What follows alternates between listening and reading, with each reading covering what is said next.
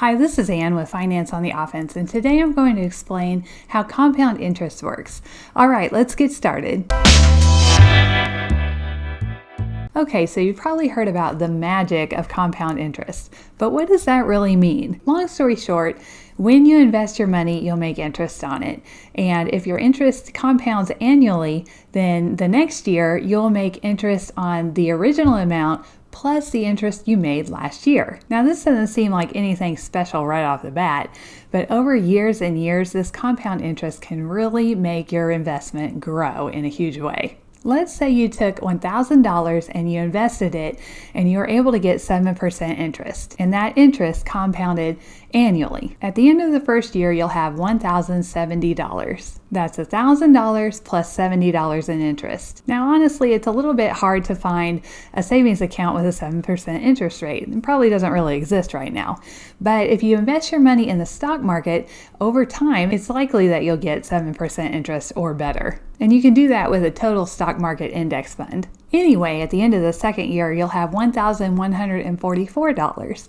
That is your original investment, $1,000, plus the $70, and now in the second year, you'll have the interest on the $1,070, which equals $1,144. In your second year, your interest isn't just based on your original $1,000, it's based on the $1,070. Then in the years after that, you'll get interest on the full amount of the account. So let's take a look at a compounding interest calculator to show you how this works. I'm just going to go out to Google and search for compound interest calculator. And then we'll use this first one. I'll scroll down a little bit, and here's where we can add our initial investment, which is $1,000. The monthly contribution is 0, so we're not going to be adding any more to this ever. And then the length of time is, we'll say, 3 years.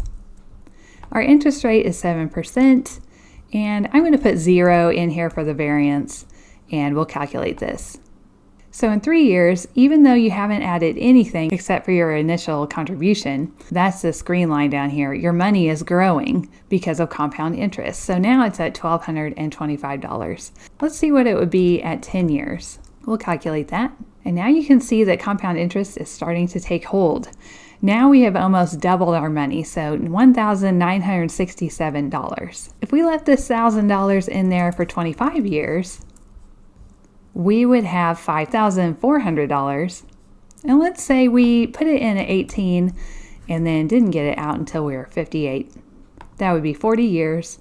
And then our $1,000 would become almost $15,000. Now let's look at another example. I know everyone hates the daily latte analogy, but let's just take a look at this for fun. Let's say you've been in the habit of getting a Starbucks coffee every day, and you pay about $5 for that. Then one day you say, well, hey, I'm going to not buy the Starbucks coffee, and I'm going to invest this $5 every day. And then you go invest it somewhere where it gets 7% interest, like the stock market. Now the trick here is to actually take that money from the Starbucks coffee and invest it, because even when people say they're going to stop drinking Starbucks because of the $5 a day, I've never actually heard of anyone who actually invests that money. So that's a pretty important part of it. All right, so coming back out here to our compound interest calculator, this time we're going to put our initial investment at 0.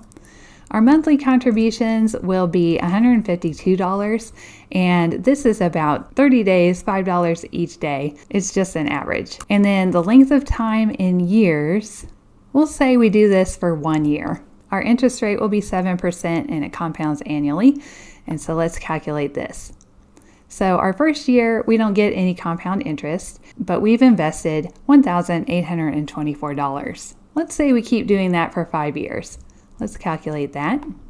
Now we can start seeing a little bit of difference.